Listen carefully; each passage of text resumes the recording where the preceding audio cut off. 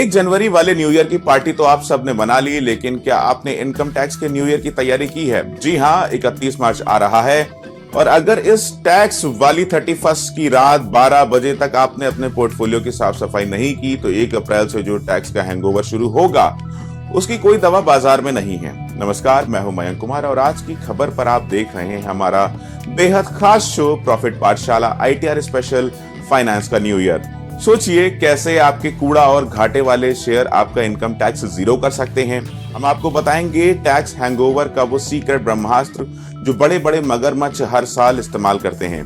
क्या mutual fund की आपकी पुरानी SIP अब आपके मुनाफे को टैक्स में भस्म करने वाली है? और ऑफिस के क्रेडिट कार्ड का एक गलत स्वाइप कैसे आपको सीधा टैक्स का लीगल नोटिस भिजवा सकता है? आज हम बात करेंगे क्रेडिट कार्ड के उन 5 नए और खूंखार नियमों की जो 2026 में लागू होने वाले हैं और जानेंगे कि कैसे आपका 10 लाख का खर्च सीधे इनकम टैक्स के रडार पर है।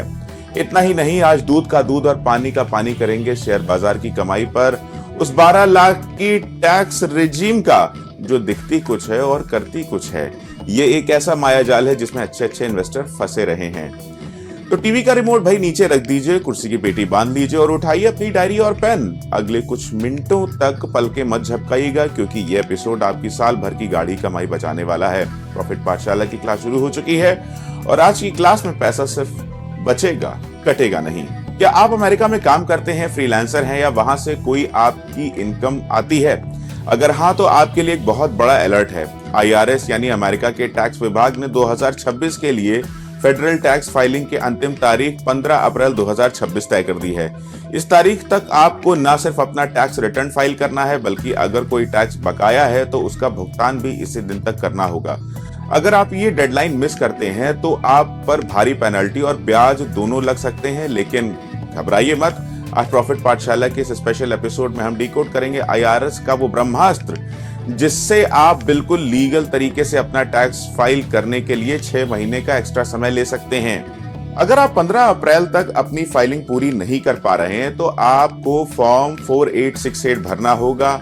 ये एक आधिकारिक IRS फॉर्म है जिसका पूरा नाम है application for automatic extension of time to file individual income tax return. आसान भाषा में कहें तो इसे भरकर आप अपने टैक्स रिटर्न फाइल करने के लिए ऑटोमेटिक 6 महीने का अतिरिक्त समय ले सकते हैं। इस फॉर्म को भरने के बाद आपकी नई डेडलाइन 15 अप्रैल 2026 से बढ़कर 15 अक्टूबर 2026 हो जाएगी। लेकिन यहाँ लोग सबसे बड़ी गलती कर बैठते हैं। ज्यादातर लोगों को लगता है कि फाइलिंग का एक्सटेंशन मिलने का मतलब है कि पेमेंट में भी डिले करने की छूट मिल गई है। ये सबसे बड़ा मिथ है। IRS का नियम बिल्कुल साफ है कि एक्सटेंशन सिर्फ फाइलिंग के लिए मिलता है। पेमेंट की डेडलाइन वही 15 अप्रैल ही रहेगी। अगर आपने 15 अप्रैल तक अपना टैक्स नहीं भरा तो एक्सटेंशन होने के बावजूद आप पर चार्ज, ब्याज और पेनल्टी लगेगी ही लगेगी। अगर आपने न फाइल किया और न ही एक्सटेंशन लिया तो आप 2 तरह की पेनल्टी के जाल में फंस जाएंगे। पहली है फेलियर टू फाइल पेनल्टी।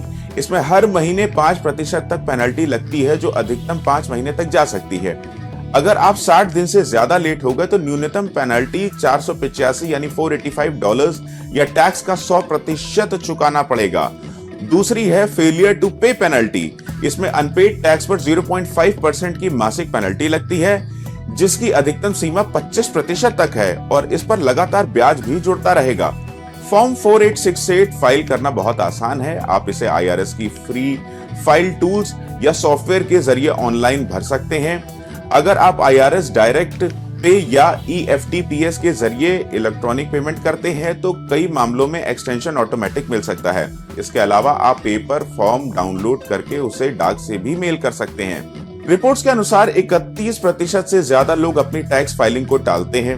इसमें सबसे ज्यादा freelancer, self employed, business owners, investors और ऐसे लोग शामिल होते हैं जिन्हें अपने डॉक्यूमेंट लेट मिलते हैं। बहुत से लोग डरते हैं कि एक्सटेंशन लेने से उन पर टैक्स ऑडिट का रिस्क बढ़ जाएगा, लेकिन IRS के अनुसार एक्सटेंशन लेना एक सामान्य प्रक्रिया है और ये कोई ऑडिट ट्रिगर नहीं करता। सही जानकारी देना ज्यादा जरूरी है।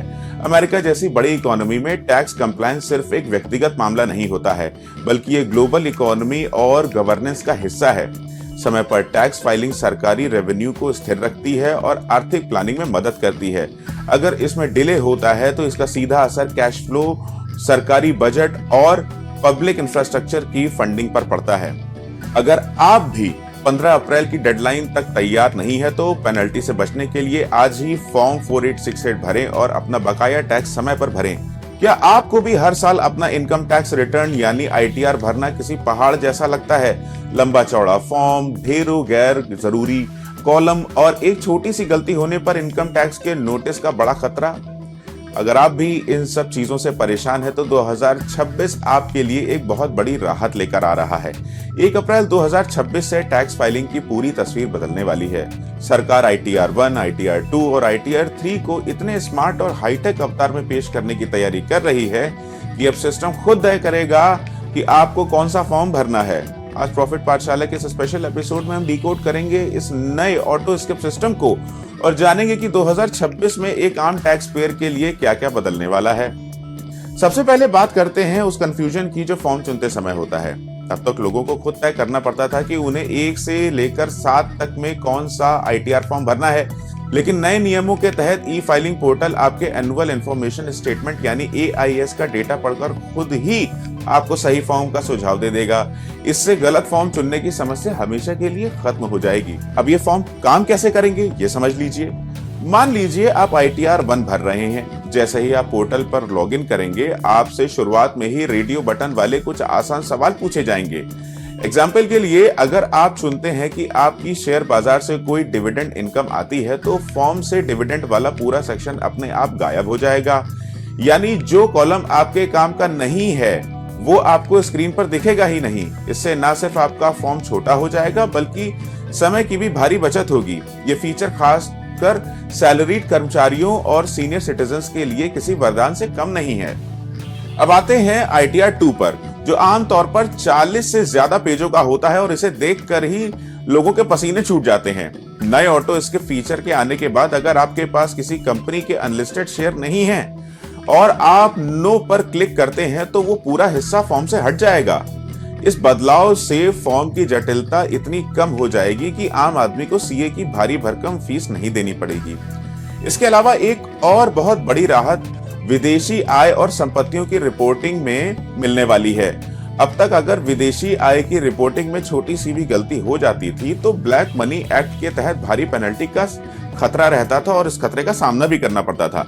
लेकिन 2026 के संभावित सुधारों में सरकार विदेशी आय की एक न्यूनतम सीमा तय करने पर विचार कर रही है।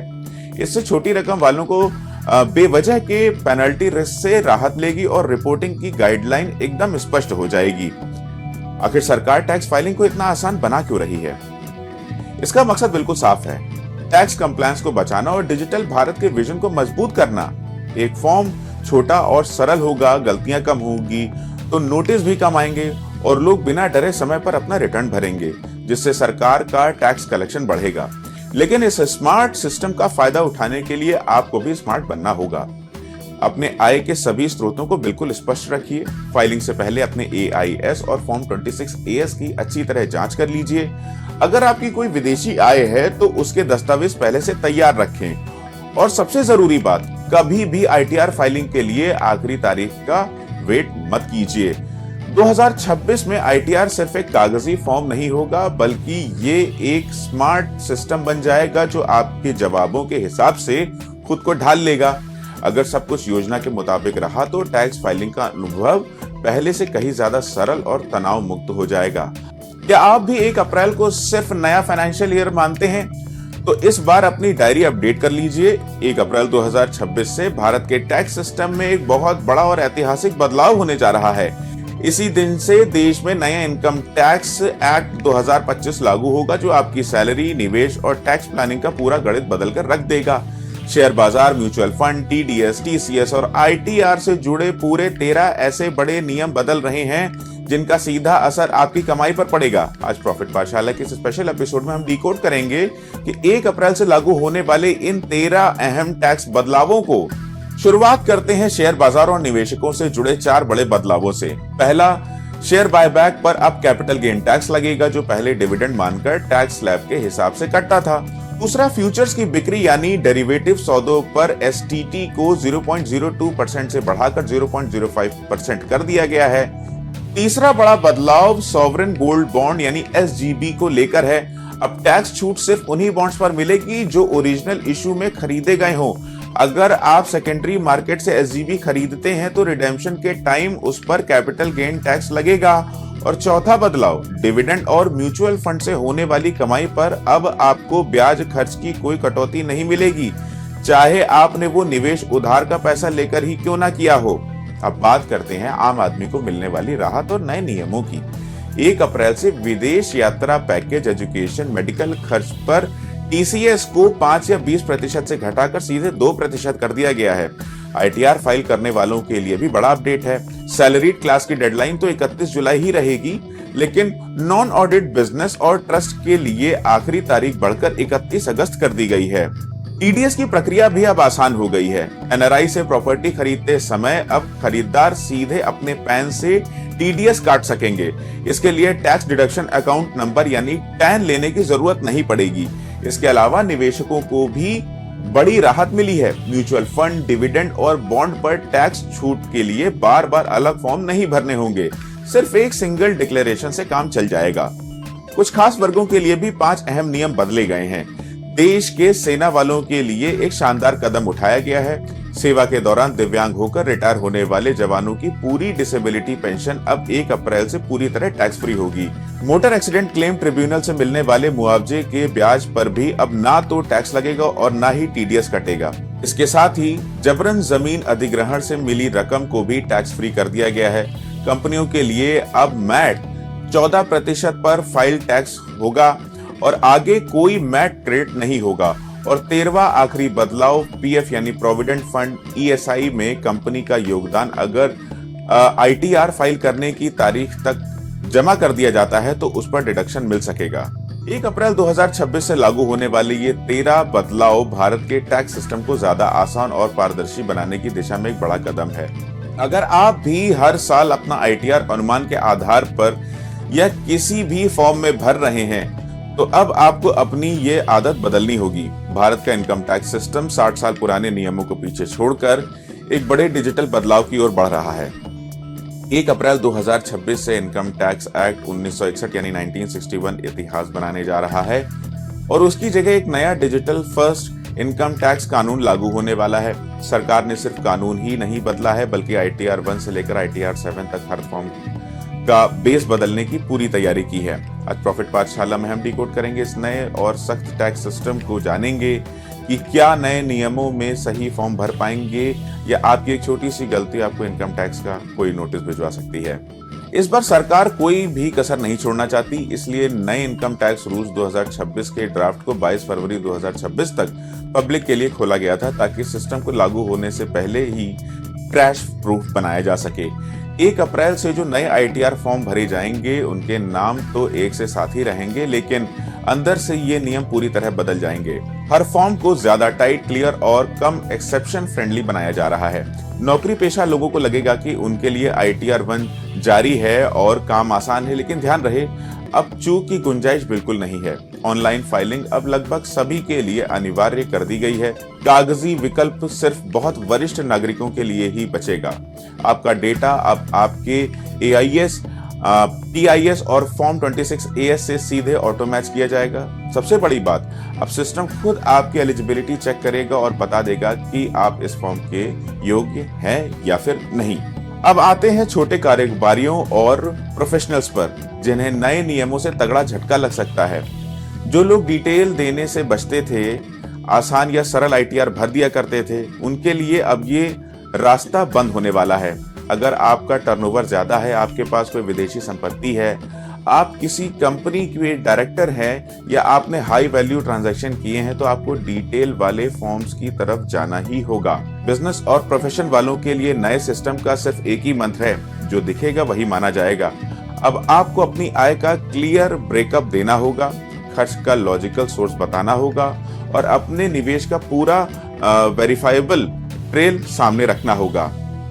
कंपनियों और ट्रस्ट के लिए भी खतरा बढ़ गया है। डिजिटल स्क्रूटनी और रियल टाइम रिपोर्टिंग के चलते गलत या लेट रिटर्न भरने पर सीधे टैक्स बेनिफिट्स खत्म होंगे और ऑटो ट्रिगर नोटिस भेजे जाएंगे। ये पूरा टैक्स सिस्टम अब टेक ड्रिवन होने जा रहा है। इससे मैनुअल इंटरवेंशन कम होगा और एआई आधारित एनालिसिस और मल्टी डिपार्टमेंट डेटा लिंकिंग का इस्तेमाल किया जाएगा। सिस्टम मानता है कि डेटा कभी झूठ नहीं बोलता। ईमानदार टैक्स पेयर्स को इससे राहत मिलेगी, लेकिन चालाकी करने वालों पर भी भारी सख्ती होगी। इसलिए आपके लिए इसका सीधा सा मतलब है कि अनुमान के आधार पर रिटर्न भरने के दिन अब लग गए। 2026 से पहले इन नियमों को समझना किसी बड़े निवेश से कम नहीं है। अपनी एलिजिबिलिटी के हिसाब से सही आईटीआर चुनना अब सबसे जरूरी स्किल बन गया है। अगर आपने अभी से तैयारी नहीं की है तो नया कानून लागू होने के बाद पछताना पड़ेगा। आज ही इनकम टैक्स रूल्स 2026 को ध्यान से पढ़ें, अपना AIS अभी से ट्रैक करना शुरू करें और जरूरत हो तो किसी प्रोफेशनल की सलाह जरूर लें। कैलेंडर देख लीजिए, आज कौन सा दिन है, क्योंकि फाइनेंशियल ईयर 2025-26 खत्म होने में बस गिने चुने दिन बचे हैं। 31 मार्च की डेडलाइन बिल्कुल हमारे सर पर खड़ी है। अगर आपने अभी तक अपने टैक्स, निवेश और फाइनेंशियल प्लानिंग का रिव्यू नहीं किया है तो आपकी एक छोटी सी गलती या लापरवाही आपको भारी पेनल्टी का शिकार बना सकती है। आज हम उन 8 बेहद जरूरी फाइनेंशियल कामों को डिकोड करेंगे जिन्हें 31 मार्च 2026 से पहले निपटाना आपके लिए 100% जरूरी है। अगर ये काम समय पर हो गए तो ना सिर्फ आप पेनल्टी से बचेंगे बल्कि टैक्स में भी अच्छी खासी बचत कर पाएंगे। सबसे पहले बात करते हैं उस काम की जिसकी डेडलाइन बहुत नजदीक है। काम नंबर 1, एडवांस टैक्स की आखिरी किस्त। अगर आपकी इनकम सैलरी के अलावा किराए, फ्रीलांसिंग या बिजनेस से भी आती है तो आज तक आपको कुल टैक्स देनदारी का 100% भुगतान करना ही है। चूके तो धारा 234B और 234C के तहत भारी ब्याज लगेगा। काम नंबर 2 है अपनी कंपनी को इन्वेस्टमेंट की प्रूफ देना। अगर आप ओल्ड टैक्स रिजीम में हैं तो अपनी LIC, ELSS, PPF या होम लोन के ब्याज का सर्टिफिकेट तुरंत अपने एम्प्लॉयर को जमा करें, वरना मार्च की सैलरी से मोटा TDS कट जाएगा। और काम नंबर 3, अगर ATC की 1.5 लाख रुपए की लिमिट अभी तक पूरी नहीं हुई है तो बिना देरी किए PPF, ELSS या सुकन्या समृद्धि योजना में अपना टैक्स सेविंग इन्वेस्टमेंट पूरा कर लें। अगर 1.5 लाख की लिमिट फुल हो गई है और आपको टैक्स बचाना है तो काम नंबर 4 आपके लिए है। नेशनल पेंशन सिस्टम यानी NPS में निवेश करें और सेक्शन 80CCD1B के तहत आपको 50,000 रुपए की एक्स्ट्रा टैक्स छूट मिलेगी। अब ध्यान दीजिए काम नंबर 5 पर। अकाउंट एक्टिव रखने के लिए मिनिमम डिपॉजिट। अगर आपका PPF या सुकन्या समृद्धि खाता है तो चेक करें कि इस साल मिनिमम बैलेंस डाला है या नहीं। PPF में साल का कम से कम 500 रुपए और सुकन्या खाते में 250 रुपए जमा करना अनिवार्य है, वरना पेनल्टी देनी ही होगी। इसके साथ ही काम नंबर 6, अपने पूरे साल के कैपिटल गेन का रिव्यू करें। शेयर, म्यूचुअल फंड या प्रॉपर्टी बेचने से हुए शॉर्ट टर्म या लॉन्ग टर्म मुनाफे को कैलकुलेट करें ताकि सही टैक्स का अंदाजा लग सके। काम नंबर 7 उन लोगों के लिए है जिनका होम लोन चल रहा है। तुरंत अपने बैंक से सालाना स्टेटमेंट और ब्याज सर्टिफिकेट डाउनलोड कर लें। सेक्शन 24B के तहत होम लोन के ब्याज पर 2 लाख तक की टैक्स छूट मिलती है जिसे आपको क्लेम करना है। और आखिरी यानी काम नंबर 8 है टैक्स गेन हार्वेस्टिंग। शेयर बाजार के निवेशकों के लिए स्मार्ट मूव है। नए नियमों के मुताबिक सेक्शन 112A के तहत 1,25,000 तक का लॉन्ग टर्म कैपिटल गेन यानी LTCG टैक्स फ्री होता है। इससे ज्यादा पर 12.5% टैक्स है। तो 31 मार्च से पहले कुछ मुनाफा बुक करके और दोबारा निवेश करके आप 1,25,000 की टैक्स फ्री लिमिट का स्मार्ट इस्तेमाल कर सकते हैं।